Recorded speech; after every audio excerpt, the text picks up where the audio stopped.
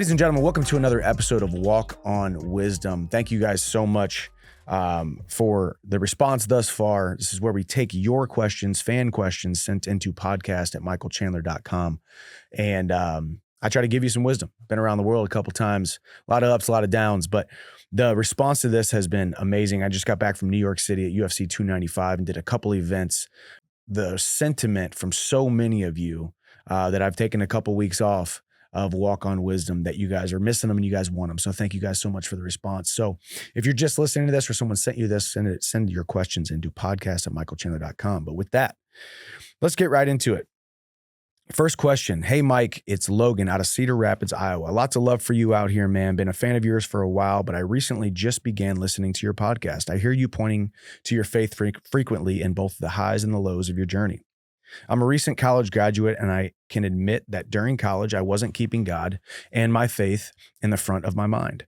Now, I wouldn't say I'm down in life per se, but I have this feeling of being lost in life and unsure what my future might hold. In my head, I believe that jumping back into my faith and religion is where I need to start to build the life I want. My question to you is, how do you recommend I grow my faith, and how do you grow closer to God? I realize there may be quote unquote better people to ask this, but your words have a way to speak to me. I started waking up and writing in a gratitude journal like you preach, for example. I guess I'm just asking for guidance from you to grow in my faith. Thanks, Mike. See you at the top. P.S. If you get this, I want you to shout out Brenda. She's the best mama anyone could have. Shout out to Brenda. And Logan, man, the answer is simple. I always go back to big decisions in life, trying to grow in life, problems with relationships, problems with anything, the highs and the lows. Even when you're at your highest, even when you've accomplished that which you set out to attain, there still can be more wisdom gleaned from the situation. And I always go back to James 1:5. He who seeks wisdom, ask for it, and the Lord your God will give it abundantly. And it might not be right away, hey, God, give me some wisdom on this situation. And then all of a sudden, boom, a light bulb moment. That's not how life is supposed to be. Remember, it's not that people don't do the right things, it's that they don't do the right things for long enough. And sometimes we need seasons of, as you said, Logan, getting to a point where you feel like something is missing to know that said thing was missing. You have to get to a point where something is out of whack, something is out of sync, in order for you to realize what you are missing. And that could be where you're at right now. So in every scenario in life, that's where I'm always looking to James 1:5, ask for wisdom. Just like if you want more confidence, think about being more confident and asking for more confidence and acknowledging that you need more confidence, or you need more physical fitness, or you need more discipline, or you need more, insert your want here. Same thing with wisdom. Same thing with a better relationship with your higher power. And that isn't just the Christian God for you Christians out there. I've been doing a lot of reading these days, some Ryan Holiday stuff. Ego is the enemy. The obstacle is the way. Stillness is the key. And he brings up a lot of different religions, whether it be Hinduism, Buddhism, whether it be Christianity. These ideas of a higher power is not necessarily about who that higher power is, but the surrendering to that higher power, to realize that, yes, I am I am an individual being here on earth. I do have my goals, my aspirations, the things that I want to accomplish, but they are not all dependent on me. And that's a very freeing feeling. So, Logan, start by asking for wisdom. You're starting your day in the right direction. You're getting in your journal, whether it be a gratitude journal, whether it be just writing out your prayer, whether it be writing out what you want for the day, setting your intentions for the day, and then ask for wisdom. Next question comes from John. Hello, Michael. My name is John. When I was in high school, I used to play football. Then I quit because I started to get into pills, which pushed a lot of people close to me away. In my senior year, I overdosed in school, which led me to quit pills. A couple of years have gone by, and I still have issues with anxiety and depression, and still trying not to go down that path again. I still have this feeling that I let everyone in my life down, or everyone in my family down, and I won't accomplish anything. I just started my MMA journey at 23, and my goal is to hold a world title in any big organization. Everyone close to me still thinks that this is a crazy goal and really doesn't support me. What advice would you give someone just trying to reach the goal of being a world champion? Also, I love the Walk On Fitness app. Killer workouts. Hope to see you at the top. Well, John, I can tell you this right now. It's going to be very, very, very hard to accomplish the insurmountable task of becoming a world champion in a major MMA organization unless you get your house in order. You get your house in order. You get John in order. Your mind, your heart, your spirit, your soul, your confidence, your happiness, your joy, your peace, your contentment. All of these things aren't necessarily a hard prerequisite to success, but all of those things are needed in different doses in different seasons to be able to get you through the hardships, the trainings, the ups and the downs of what becoming an MMA world champion is. And this for other people listening who aren't into mixed martial arts, maybe you don't even do mixed martial arts at all, maybe you don't even like fighting. This goes with anything in life. Just like John, if we don't get our life and our house in order, so to speak, it's going to be hard to accomplish those material things, right? You look at a world championship, that's a material thing. It's an accomplishment. But joy, peace, and contentment, you bring up depression and anxiety. If we can rid those things of our life, we can only rid those things of our lives. Those are just things that are sometimes self-imposed or sometimes told to us by doctors or told to us by those people that we are around. And just like you said, I still have this feeling that I let everyone down, and everyone close to me still thinks this is a crazy goal to be a world champion. And that's par for the course. People who don't have lofty aspirations want to see you stay small so that you don't make them feel uncomfortable and shine a light on their insecurities and shine a light on their shortcomings. So think about the people that you're around, number one, John. Think about the people that you spend the most time with. Think about the things that you are indulging in. It's good to hear that you are staying on that path away from pills and hopefully other drugs, because it does nothing but steal tomorrow's happiness. We take a pill today, or we drink the alcohol today, or we hang out with these people today. We go out to that place that makes us feel like crap today for the momentary joy of today. But really we're just stealing tomorrow's happiness, because tomorrow you're going to wake up and look back and say, man, I wish I wouldn't have done that. And we've all done this. Doesn't matter what your vice is. There's a lot of vices out there in this world that we live in now. But the biggest thing is, the overarching theme is, get your house in order. You have one life. You have one shot at this thing that we call the human existence. And you've got an indomitable spirit inside of you, even if you refuse to admit it. And even if those around you downplay how strong your will is as a human being. God didn't make a mistake when he created you. He didn't make a mistake when he created me. And he didn't make a mistake when he created the other 8 billion people on this planet. We were all born with genius inside of us, but we are taught to suppress that genius. We are taught to suppress that stick-to-itiveness that we were given by the nurture, by the people that we spend the most time with, by the things that we engage in. So get your house in order. Just like we talked to Logan on the last question, the best thing you can do is ask for wisdom. I don't know where your faith is, what your higher power is, but it doesn't matter, all the way from God and Jesus Christ to the universe to anything in between. Ask for wisdom, admit that you need help, and watch help start coming to you. Watch energy start coming to you. Watch a little bit of peace. Watch a little bit of confident expectancy of good things to happen in your life just by admitting that you need a little bit of help, and stop engaging in the things that you shouldn't be engaging in. So, and then obviously from a physical standpoint, John, you need to train your dang butt off every single day. And if you're juggling a job in a school, or you're juggling different family things, or you're juggling all kinds of things, these are all the things that we have to juggle with. But make sure you're in the gym training. So biggest thing here to everybody listening, get your house in order. You can have all the goals you want, all these big material things you want to accomplish, all these big finish lines you want to cross, but I promise you it's going to be extremely hard to get to those things if you don't first get your house in order. But best of luck, John. Next one comes from Shantanu.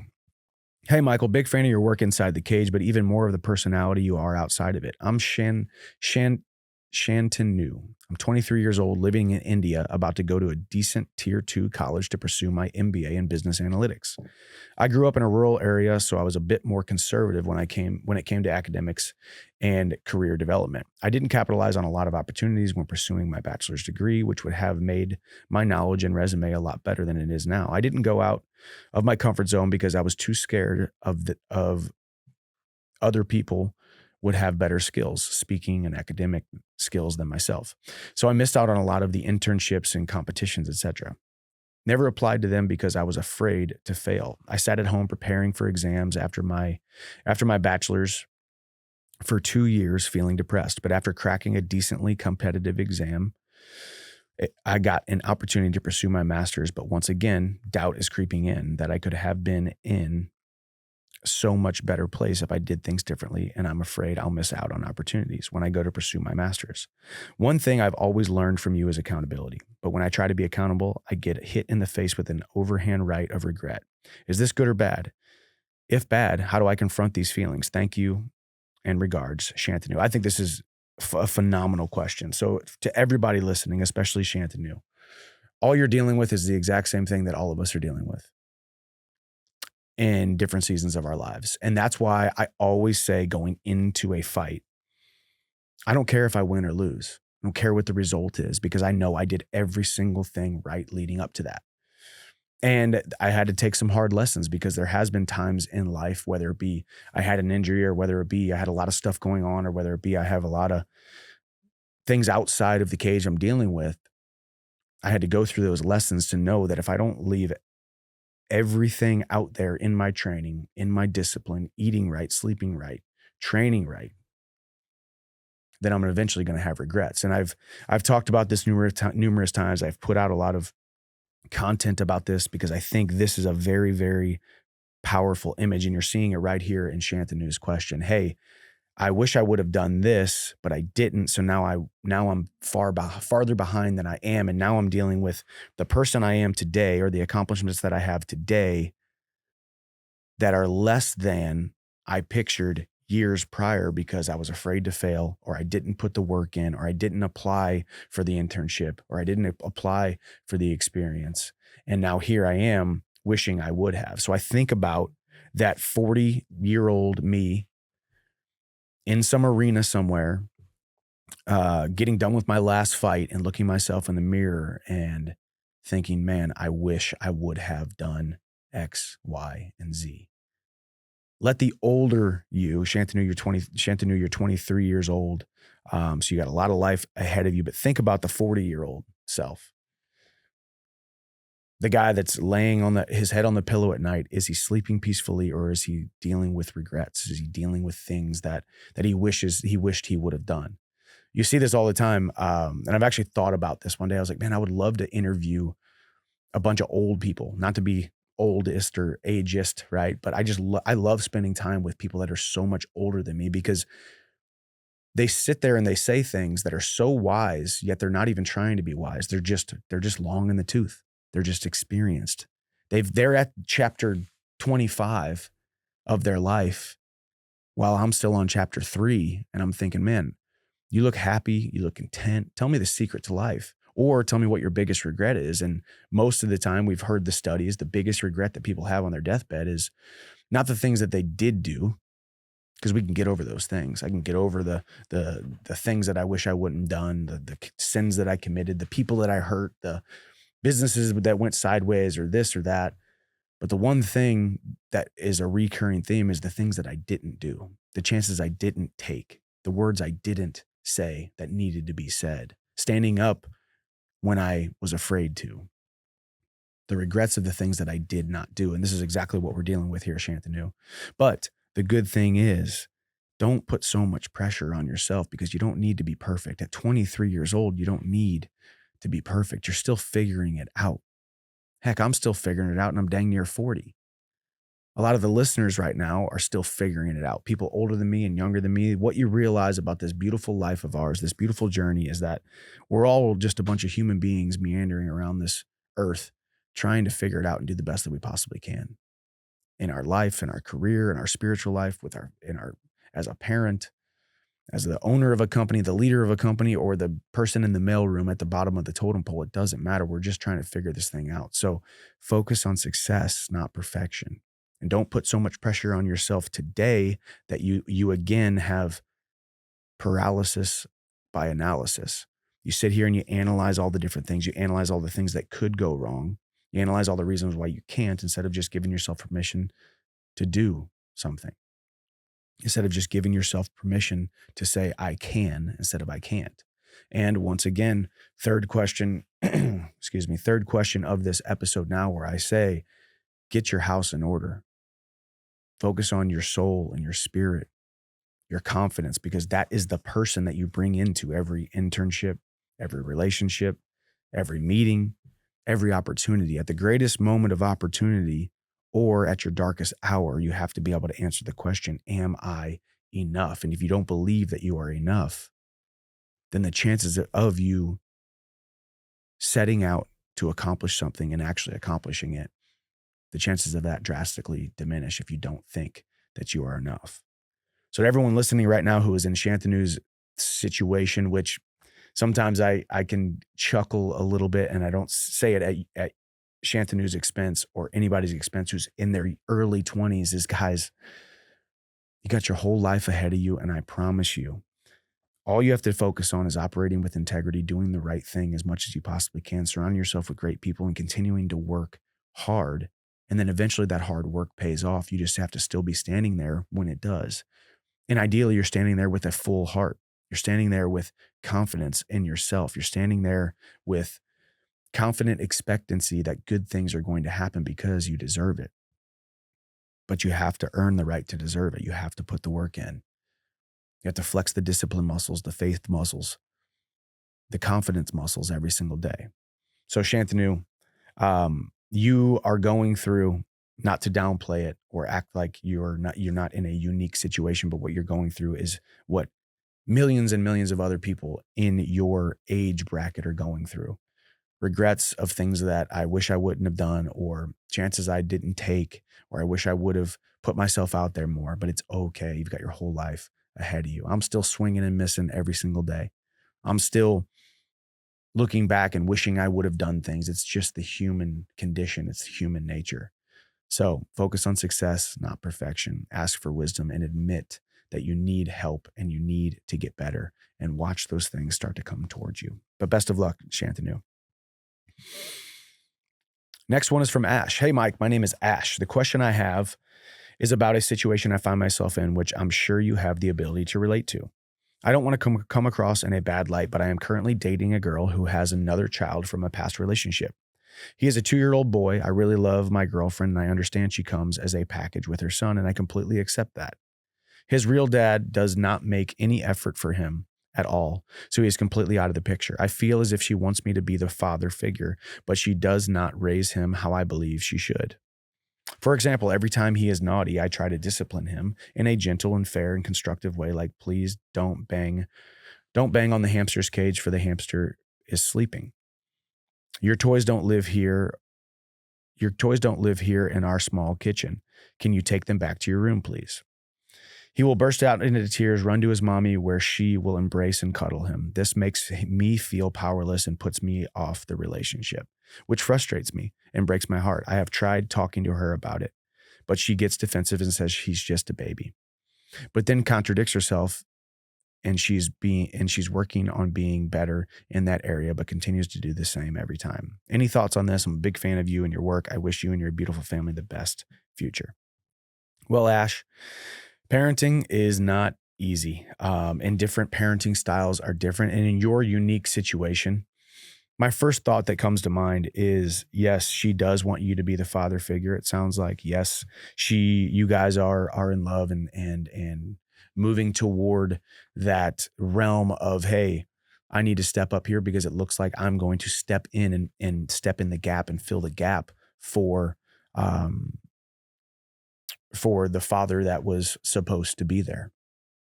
I think the biggest thing I would say here is it is you are stepping in and coming in to to a relationship that was already made between the child and the girl that you are dating. And even if you disagree, even if her parenting style is different than yours, even if you may have some criticisms or wish that you could step up or want to step up, sometimes it's better to say nothing. As a man in a relationship, I know there is no way that I can be what my sons need that my wife provides. And to all the single parents out there, um, it is such a it is such a commendable thing to be single parenting, to be trying to figure it all out, plus dealing with all of the different things that life throws at us. And I take my hat off to all of you because it is a seemingly insurmountable feat at times, but it can be done and it will be done. And it will always work out if we continue to focus on the child's needs. I am by no means a parenting expert. I do follow a really great, I don't know what I would call her, child psychologist slash, I would just call her a child expert. Every single thing that she says, a light bulb goes off. And I think, man, she's really great. Her name is Dr. Becky Good Inside. She wrote a book called Good Inside.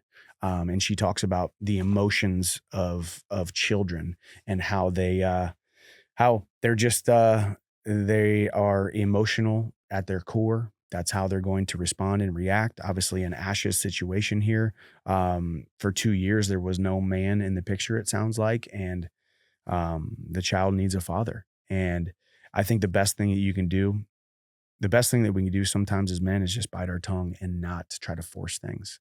Um, whether it does frustrate you, whether you do disagree, um, it always usually works out better if we can bite our tongue and set our ego aside and realize where we are in the hierarchy of raising the child. And even after, when it does work out, if it does work out and you guys get married and you adopt the child and you become the legal father, there's still going to be possibly years of trying to figure it out. But the biggest thing is just lead with love. Um, One thing I will say, that I've learned over the last couple of years about my children when they're acting out, it's because sometimes their greatest fears are welling up inside of them and they don't know how to verbalize it.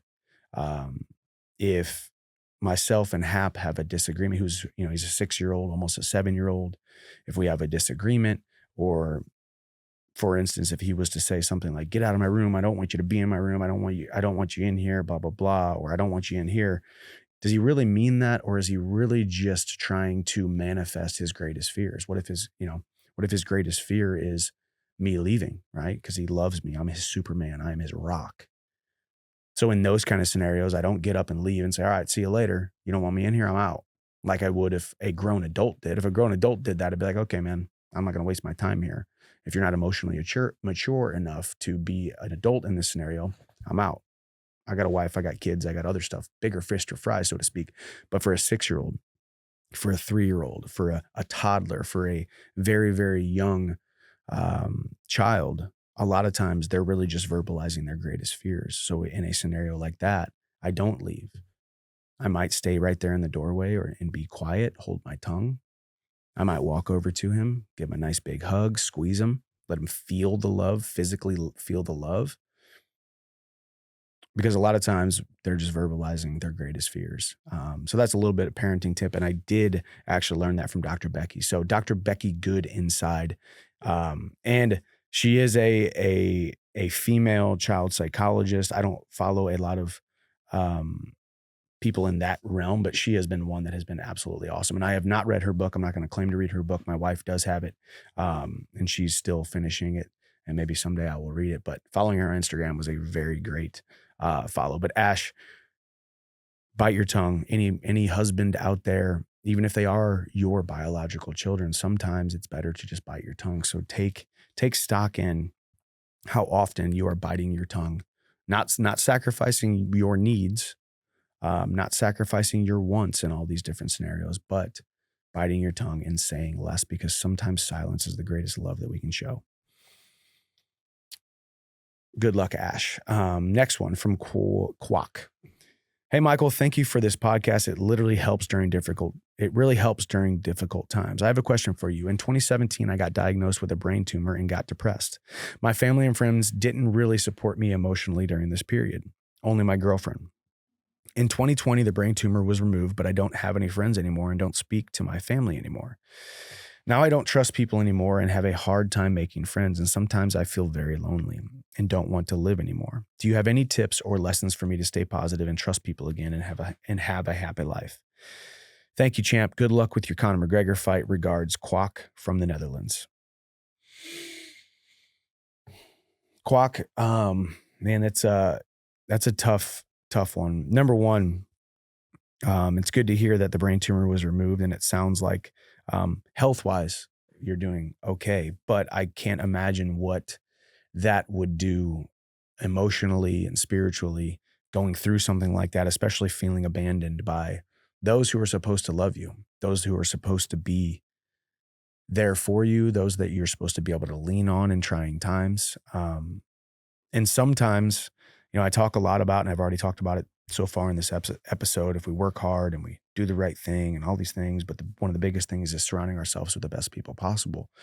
And surrounding yourself with the best people possible sometimes is a choice when it comes to friends and acquaintances, business partners, people that come into your life, but you don't get to choose your family. You don't get to choose who your mom and dad are, who birthed you.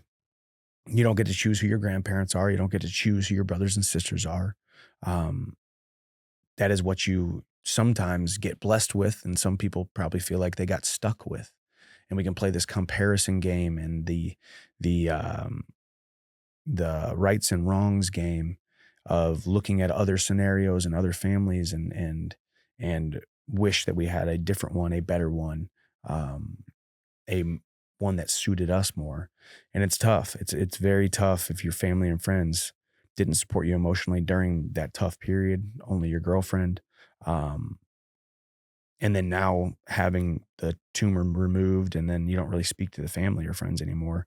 That's a tough place. I think God created us for relationship. God created us for community. He didn't create us to be alone. He didn't create us to be by ourselves. Um, get your house in order and focus on yourself. The ailments of your past, the surgeries of your past, the tumor, the literal brain tumor of your past, does not define you. And you still have a lot of life left to live. And there are still a lot of relationships out there. And yes, I don't claim to sit here and know what it would feel like to have or feel like my mom and dad or brothers and sisters, grandmas and grandpas, the people that were supposed to support me. I don't know what it feels like to be abandoned by them. I'm not going to sit here and claim that I know what that feels like, but I can say what my heart is telling you right now is that mending those fences would be ideal. But sometimes mending those fences doesn't need to happen until you've done the work on yourself, becoming the best version of yourself. So then you can step into the mending of those fences, the best version of yourself. And then there's a lot of people out there who can take the place of that family that abandoned you. There's a lot of people who can take the place of, you're never going to be able to right that wrong. You're never going to be able to take away that abandonment or the the disdain that you may have had for them, even the hatred that you have for them. It's going to be hard to take that away. It's always going to be there in your past, but you don't have to choose to carry it on into your future. And creating relationships around you, people that do love you and support you and want to be there in your highs and your lows, is the best thing we can do for our mental and emotional stability. I've created a lot of deep relationships over the last decade or so. I won't say a lot, actually. I'm very selective about who I go pretty deep with, because I have to trust them. I have to get what I need out of that relationship emotionally and and spiritually and being built up. If I'm ever around somebody who steals my joy, if I'm ever around somebody who steals anything uh, from me spiritually or physically, obviously I just start to cut them out of my life. And maybe I have that luxury, but it can start locally instead of thinking globally. Think locally. Who in your town there in the Netherlands? Who can you spend time with? Who can you work out with and train with? Who can you build things with to then continue to build relationships? Um, but I sympathize with you, Kwok. It's not easy to feel abandoned when it comes to family, but stay built up, get your house in order, continue to work on yourself, do the work on yourself to become the best version of yourself, to then show up the best version of yourself in every single possible friendship, relationship, mentorship that you can find. And then serve other people. Some of the best ways to create great relationships is serving other people. And it's a very kill two birds with one stone type of mentality, because yes, you're helping someone else, but you're really helping yourself. You're putting another drop into your bucket. You're putting another penny into your bank because you are building yourself up by then serving other people. Best of luck, Kwok from the Netherlands. And thank you for the well wishes on the Connor fight. All right. Next one comes from Bailey. Michael, growing up in a Christian family, I was raised on the importance of having a servant mind approach to life, treating others as I want to be treated and putting others' needs before my own. This line of thinking and living has also transitioned into my career as a police officer and as a corrections officer. I find myself having this approach to life with my friends and family, and sometimes even strangers. I feel that sometimes my servant mind approach to life can sometimes be taken for granted. I feel sometimes people could be mistaking my servant minded approach to life as a yes man or a pushover. Or could it be that I am the one confused, thinking I am acting as a servant, but rather am just being a yes man? It seems to be a fine line, but one I want to get to the bottom of. Having a servant's mind approach to life will cause us to say yes to a lot of things. But in your experience, what differentiates a yes man from that of a servant-minded man? I am meeting up with my pastor in a few weeks to discuss the topic, but I want to hear from you and your thoughts. I appreciate you, man. Well, Bailey, I'd say first and foremost, I'd rather be someone with a servant's heart who gets taken advantage of sometimes than a egotistical, self-centered person who is taking advantage of themselves.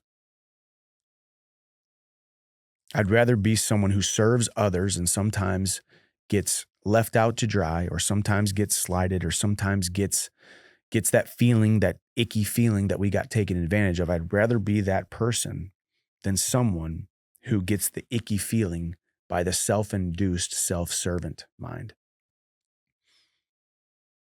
I think myself, I am a pretty servant-minded person. I want to be a servant leader. I want to serve others. I want to help others. That's the reason I do this podcast. And it wasn't about me just interviewing people and trying to get all the clicks. It was about you guys sending in your questions, the people that have been with me on this journey, to serve you guys.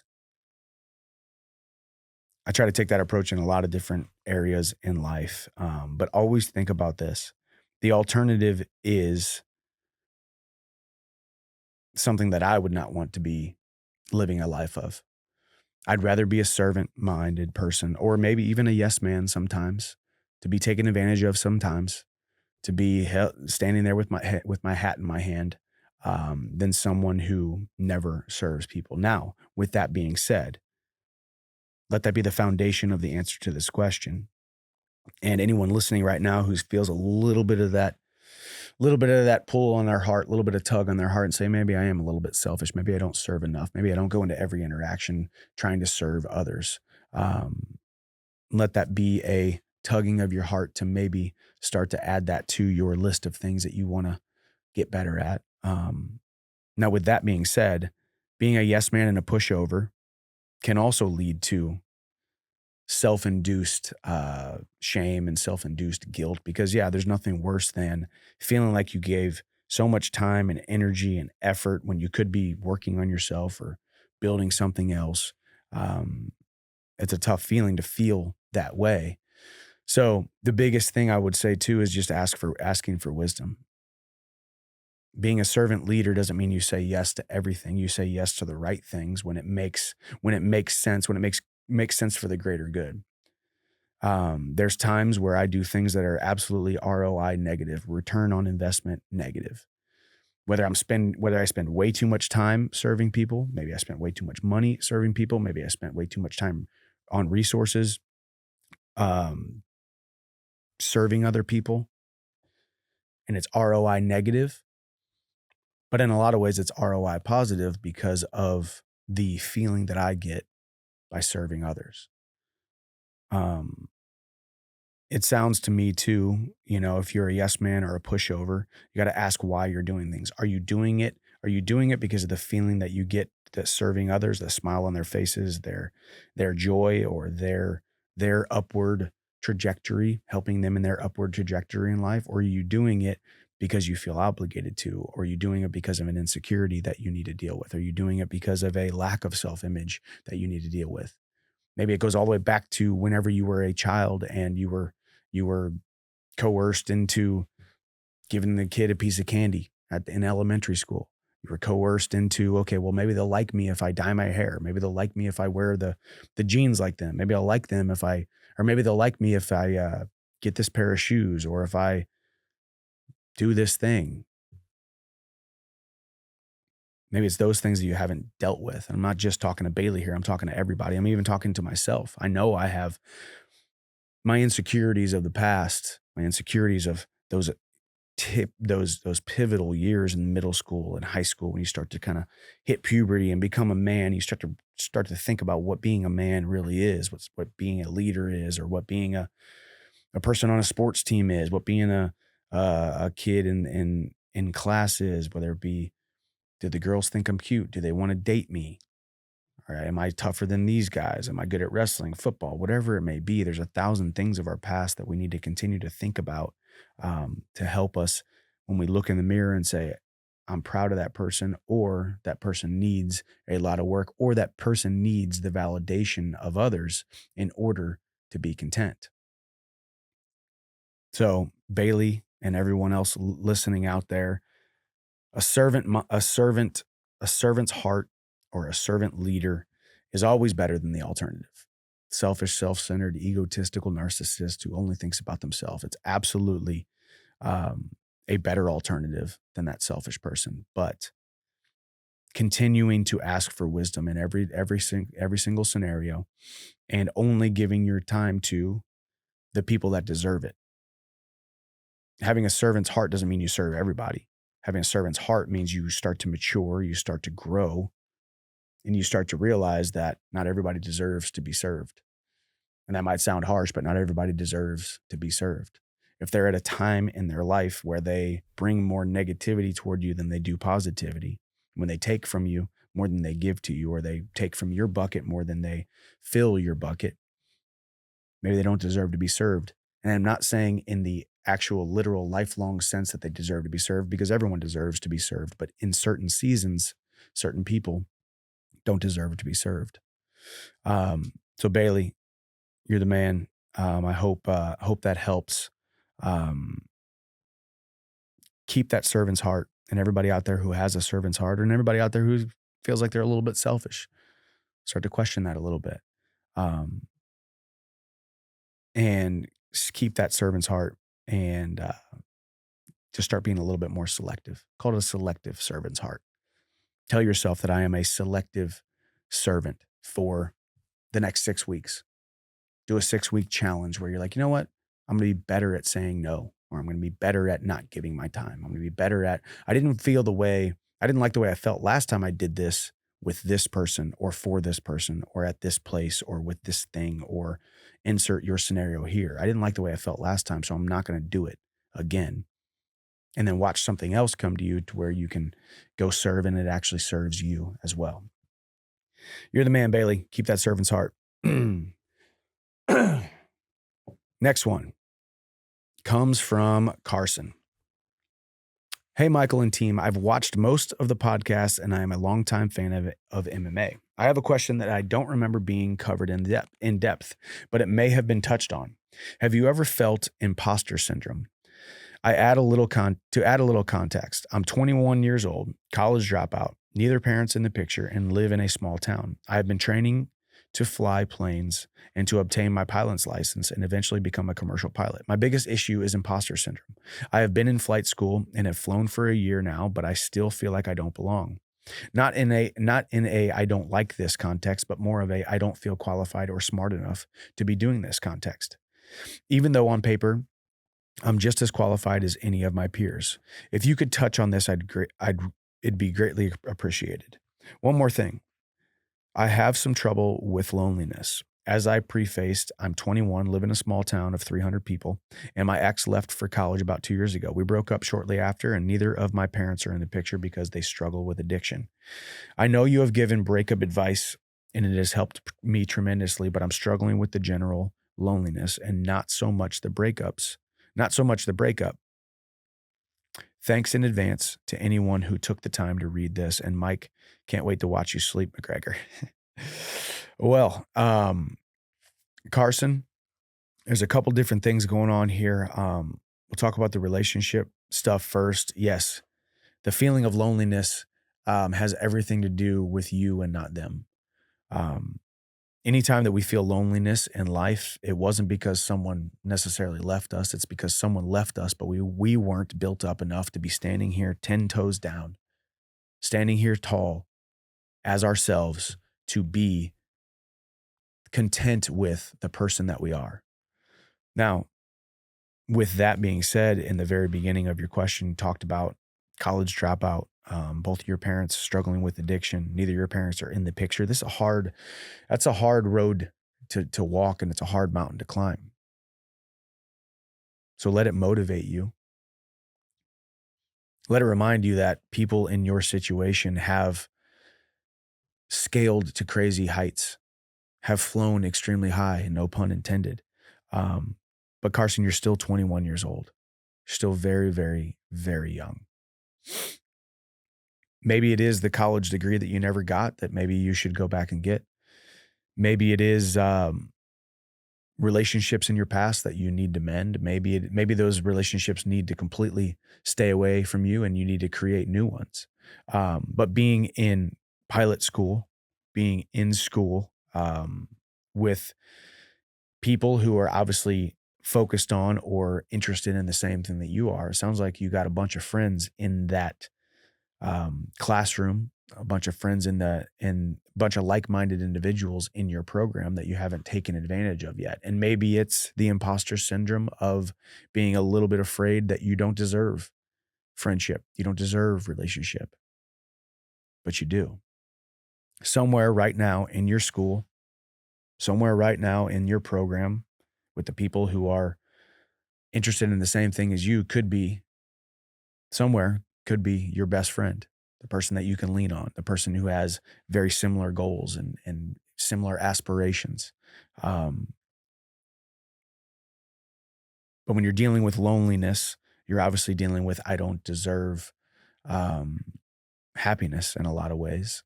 I am void of joy. I am void of peace. I am void of contentment because it's hard to be lonely and happy. It's hard to be lonely and successful. It's hard to be lonely and growing. But lonely is a season. Lonely is a lot of times self-induced, like I said before. Loneliness is a lot of continuing to do the same things or not do the same things, not doing social things, not being around people, which God created us to be around people. He created us to be in relationships.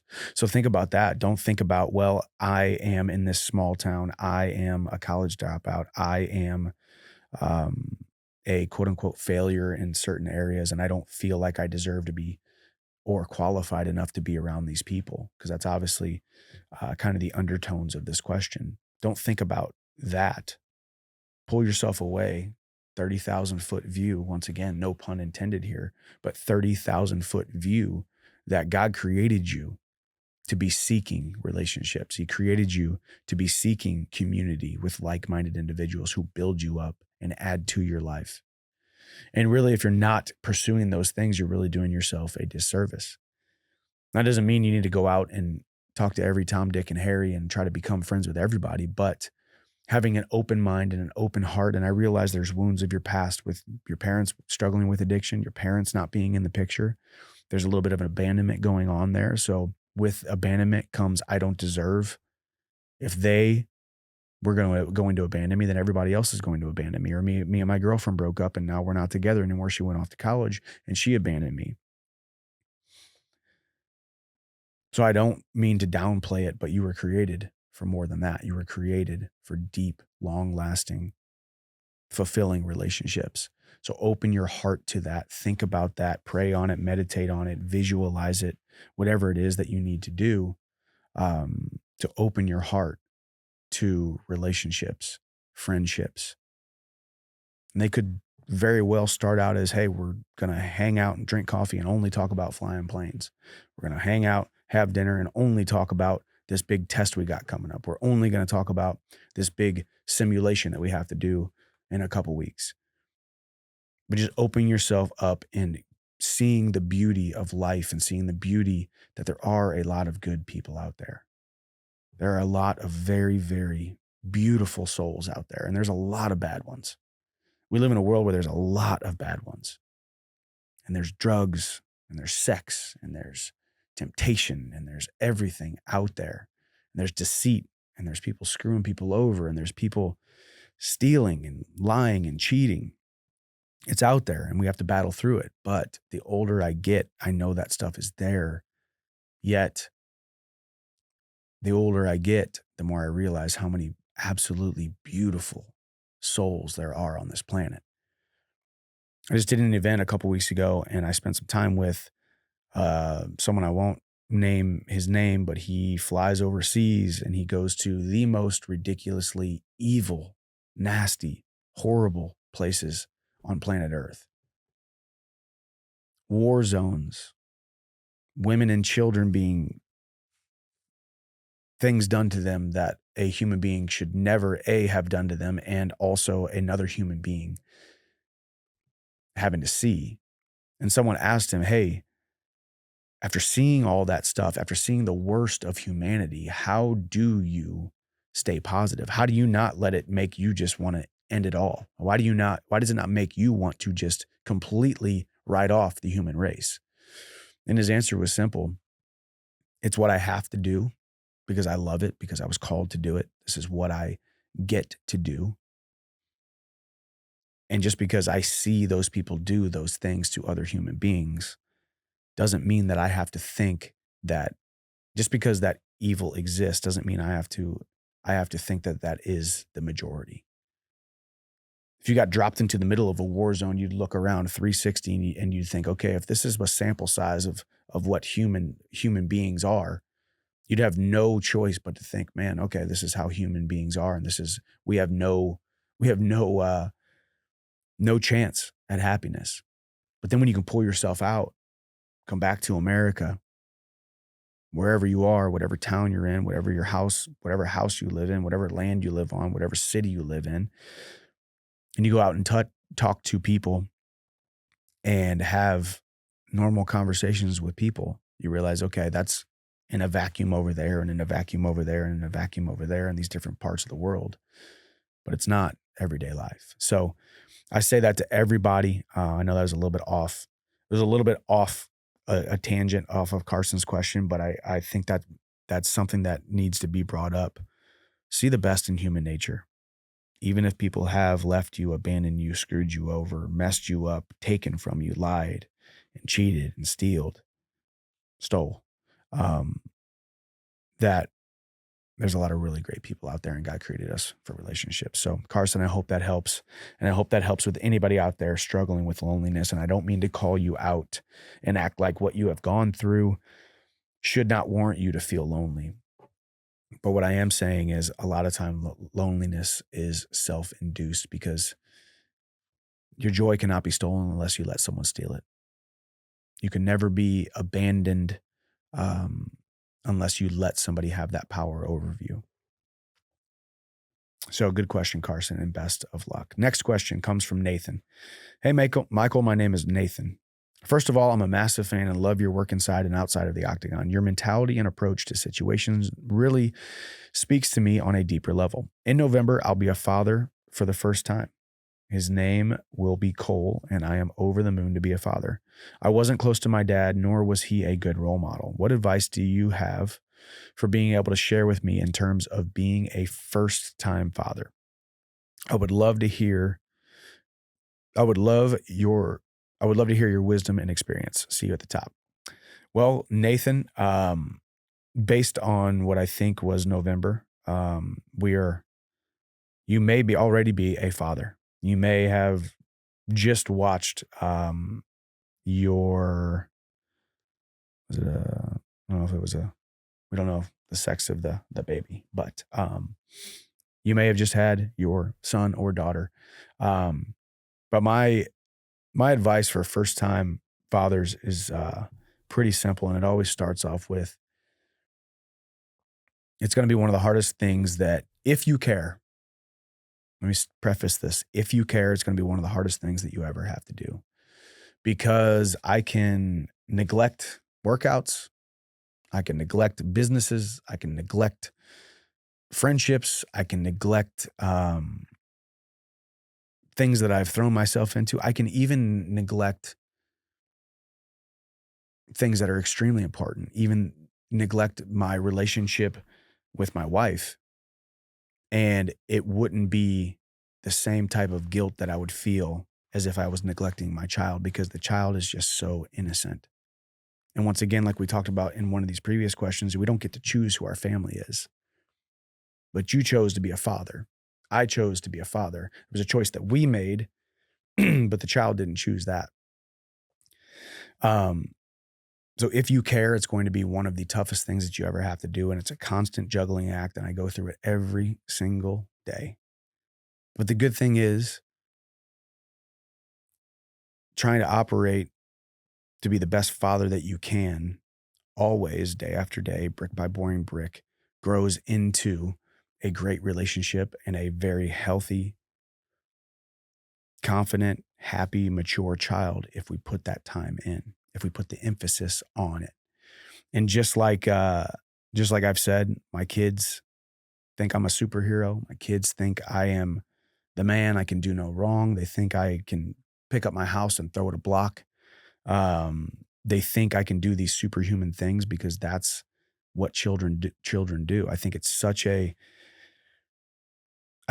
crazy thing that as little boys, us men, so just talking to the men here, the fathers or the fathers to be, or the men who want to grow a family, build a family, and be a father. I think it's so ironic that our entire childhoods, most of us spent playing cowboys and Indians, or playing superheroes or Power Rangers, or wanted to be Superman. They wanted to be Batman, and wanted to be the Hulk, wanted to be these larger than life figures.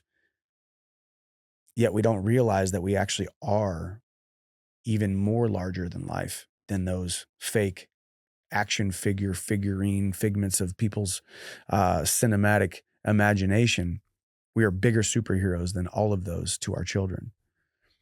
We have an opportunity to be a superhero to somebody.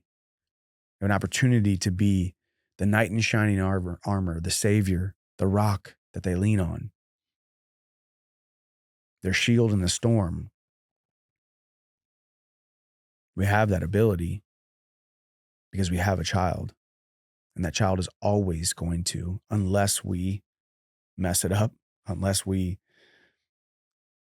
completely mess up their trust with us, if we completely don't lead with love, and if we put them in a scenario where they stop trusting us, or they don't think we're a superhero. And now I'm not saying don't show them that you're human.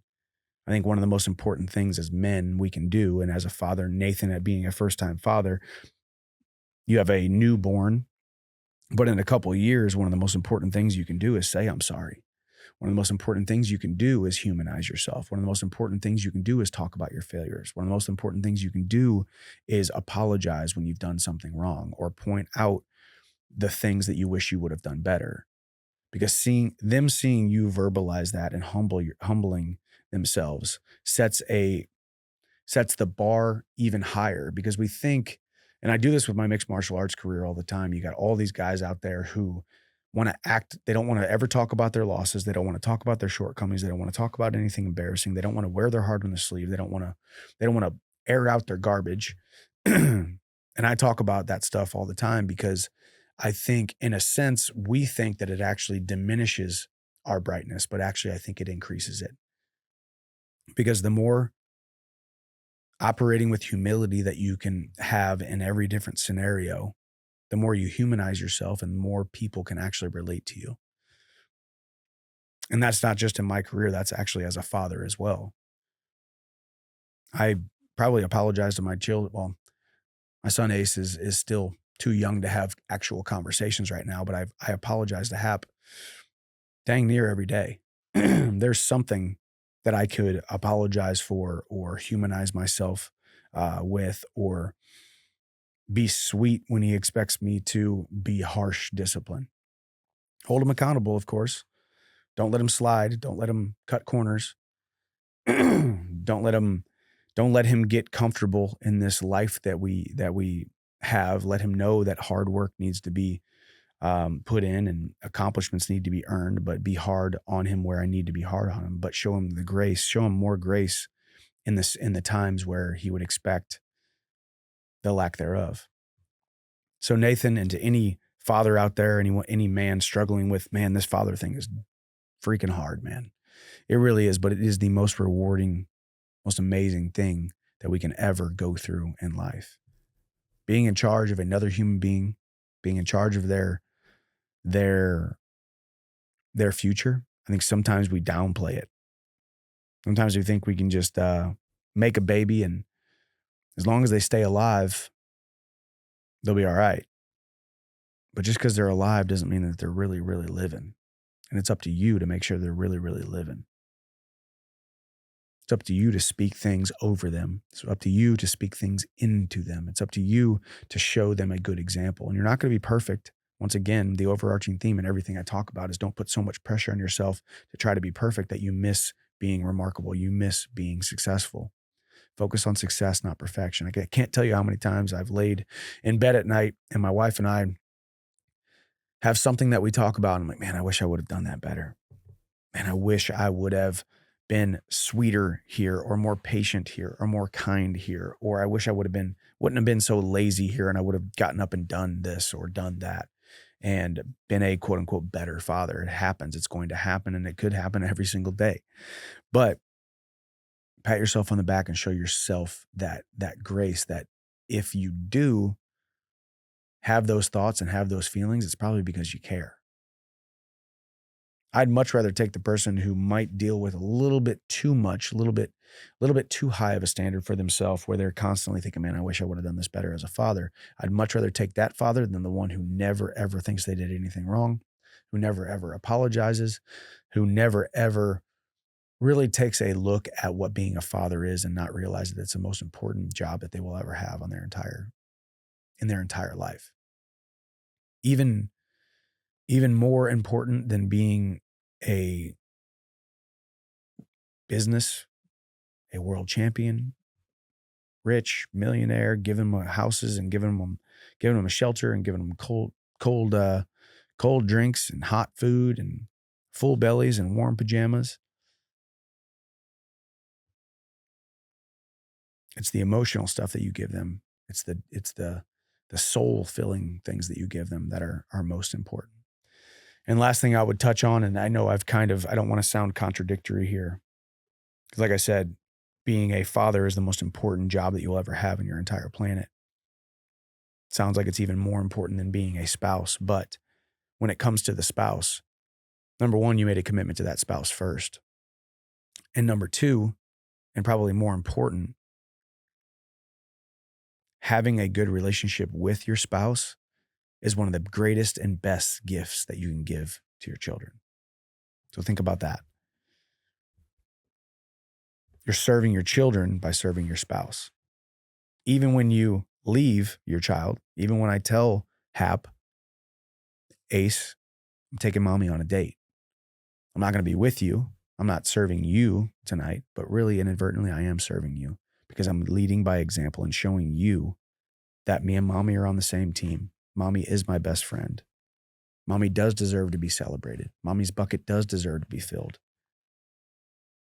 I love mommy like crazy is the best thing that they can hear and is the best thing that they can feel. It's the best thing that can be going through their mind and subconsciously they know. And yeah, he's going to cry. Yeah, he's going to throw a fit. And yeah, he's going to say things like, you always take mommy on a date. You never take me on a date. There's going to be those times where I'm like, all right, dude, well, I feel like I took you out like 3 times this week, or I haven't taken mommy on a date in 3 weeks and I've taken you to 6 different places. But in his mind, in his reaction, you always take mommy on dates. You never, because they forget. But that momentary, short little period of time where they're upset isn't truly how they feel. It's just an emotional reaction. And spending time with your spouse and loving your spouse and serving your spouse is part of being a father. You're serving your children by serving your spouse. The greatest gift that you can give to your children is having a great relationship with their mom if you're a father. So I love talking about parenting and parenthood. I could sit there and talk about it all day. But I know there's a lot that are listening that probably aren't parents. So that would be my advice to you, Nathan. Congratulations on the little one. It sounds like he or she is being born in November. Remember, show yourself the grace because it's going to be one of the hardest things you've ever done if you care. And please, please, please care because like I said, you are a superhero to your children. And anybody out there who feels a little bit of a tugging on their heart, it's okay to step up. It's okay to mend fences. It's okay if you have been a absentee or a not so great father or selfish, self-centered, egotistical, afraid to apologize type of father. It's okay. You can start today. Great thing about parenting is those children are more resilient than we think. But that doesn't mean that we don't need to serve them with every single action that we have. And when we don't, show ourselves the grace. But that does it for the questions. To everybody who sent them in, thank you so much. If you did enjoy this, send your questions in to podcast@michaelchandler.com. Leave some reviews. Send this to people. Hopefully some of these answers, this is a lot of times what happens too, is answering these questions then sparks other questions for you to send in to podcast@michaelchandler.com. We're going to try to continue to bring these out to you guys. And man, I just thank you guys for being on this journey with me. As we sit here today, no update on the Connor fight.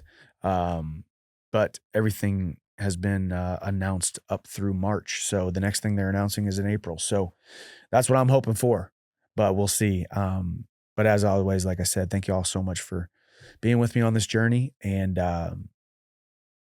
operate with integrity, do the right thing today, serve other people, surround yourself with the best people possible, and work extremely hard.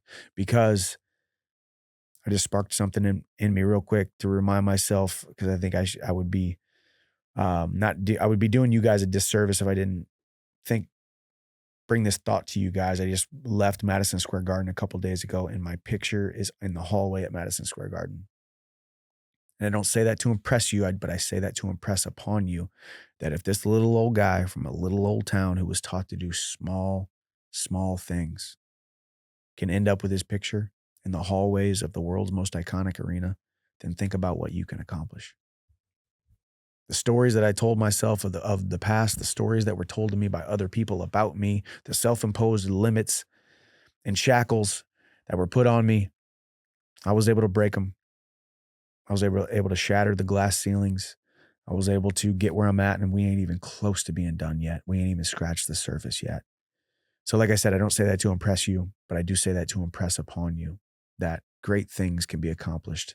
The hard work always pays off if you're still standing there to receive it when it does.